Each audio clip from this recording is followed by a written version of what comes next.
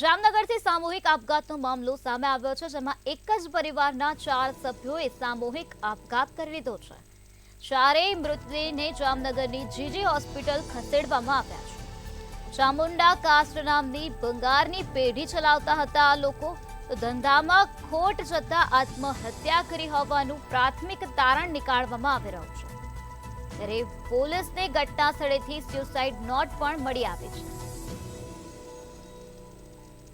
તો જામનગરથી આ મહત્વપૂર્ણ સમાચાર સામે આવ્યા, જ્યાંથી સામૂહિક આપઘાતનો મામલો પ્રકાશમાં આવ્યો છે। એક જ પરિવારના 4 સભ્યોએ આપઘાત કરી લીધો છે, પોતાનું જીવન ટૂંકાવી દીધું છે। ત્યારે આ બનાવ અંગે પોલીસને જાણ કરાઈ, ત્યારે પોલીસ ઘટના સ્થળે પહોંચી હતી અને કાર્યવાહી હાથ ધરવામાં આવી। ચોક્કસ જો વાત કરવામાં આવે તો આજે ગુજરાતની અંદર અને શહેરોની અંદર જે આપઘાતનું પ્રમાણ છે દિવસે ને દિવસે વધી રહ્યું છે। ત્યારે જો જામનગર શહેરની વાત કરવામાં આવે તો છેલ્લા 2-3 દિવસની અંદર અનેક જે 2 થી 3 બનાવો આપઘાતના બન્યા છે। જેમાં ગઈકાલે જ વાત કરવામાં આવે તો એક સામૂહિક આપઘાતનો જે કિસ્સો સામે આવ્યો છે। જો વાત કરવામાં આવે તો જે ભાણવડની બાજુમાં જે ધારાગઢ ફાટક છે ત્યાં અવાવરૂ જગ્યા ઉપર એક પરિવારે સામૂહિક આપઘાત કરી 4 સભ્યો હતા તેમણે ઝેરી દવા પી ઘટઘટાવી અને આપઘાત કર્યો છે। આજે સ્થાનિક પોલીસને જાણ થતા જે પોલીસ દ્વારા તેમના પરિવારને જાણ કરવામાં આવી છે।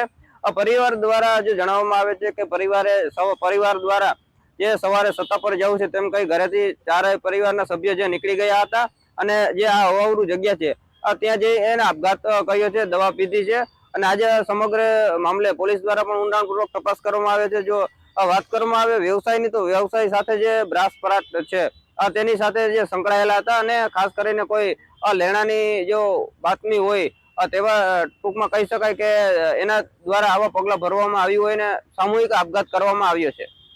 આ મામલે સમગ્ર મામલે પોલીસ દ્વારા પણ ઊંડાણપૂર્વક તપાસ કરવામાં આવી છે અને હાલ જે તેમના ભાઈ છે તેમના દ્વારા જણાવવામાં આવ્યું છે કે જે તેમના વ્યવસાય છે તેમની 1 થી 2 દિવસ પહેલા ત્યાં કાંઈક જે ઝપાઝપીનો બનાવ બન્યો હોય કે શખ્સો આવ્યા હોય જેના લેણાની રકમ વાળા પણ હોઈ શકે તેવું ક્યાંક ને ક્યાંક પરિવાર દ્વારા આક્ષેપ કરવામાં આવે છે। અને ખાસ કરીને જો સમગ્ર ઘટના છે ઘટનાને લઈને જે હાલાર પંથકની અંદર એક ઘેરા પડઘા પડ્યા છે, કારણ કે જે એક જ પરિવારના 4 સભ્ય છે, 4 સભ્ય દ્વારા જે આપઘાત કરવામાં આવ્યો છે અને હાલ તેમના પરિવારમાં કોઈ રહ્યું નથી તેમ પણ કહી શકાય। અને આજે પગલે સમગ્ર જામનગર પોલીસ અને દેવભૂમિ દ્વારકા પોલીસ ઊંડાણપૂર્વક તપાસ કરશે અને જે હકીકત છે તેની ખરાઈ પણ કરવામાં આવશે। જી।